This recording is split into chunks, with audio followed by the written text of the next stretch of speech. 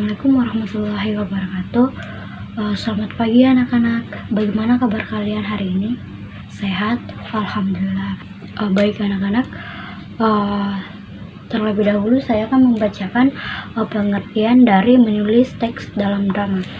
Jadi anak-anak perlu kita ketahui bahwa menulis naskah dalam drama adalah aktivitas menciptakan teks tertulis yang menyajikan dialog antara karakter untuk menggambarkan alur cerita.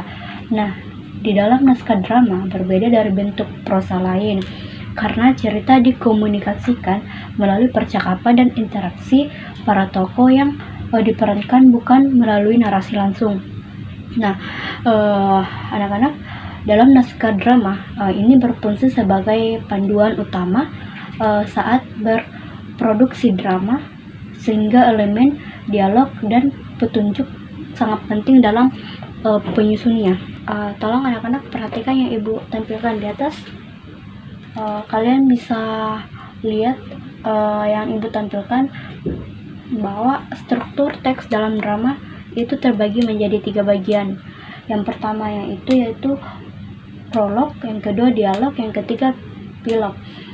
Prolog yaitu bagian pembuka yang berfungsi sebagai pengantar cerita.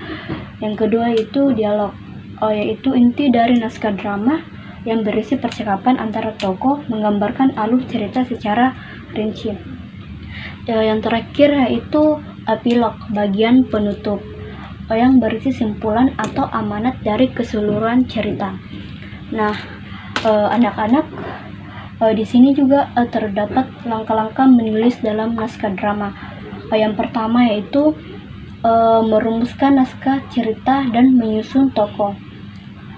Dengan menyusun kerangka cerita secara rinci, termasuk pengenalan, konflik, klimaks, dan penyelesaian. Yang kedua yaitu membuat sinopsis, menulis naskah, dan merevisi. Jadi membuat sinopsis singkat sebagai gambaran utama cerita, menulis naskah drama secara lengkap, dan merevisi naskah untuk memperbaiki kesalahan.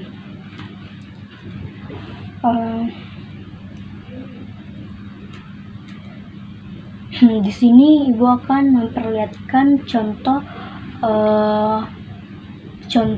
menulis teks dalam drama.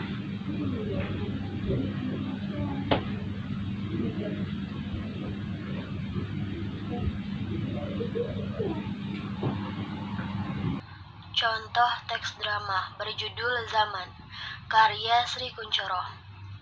Di beranda sebuah rumah yang sederhana tetapi cukup asri, seorang ibu tampak gelisah. Ayah, sepertinya hujan akan turun. Lihatlah, mendung itu gelap sekali. Tenanglah Bu, mereka kan sudah dewasa. Tapi kan tidak biasanya mereka pulang terlambat. Lagi pula, mendung. Mereka toh bisa berlindung jika nanti hujan turun dengan lebat.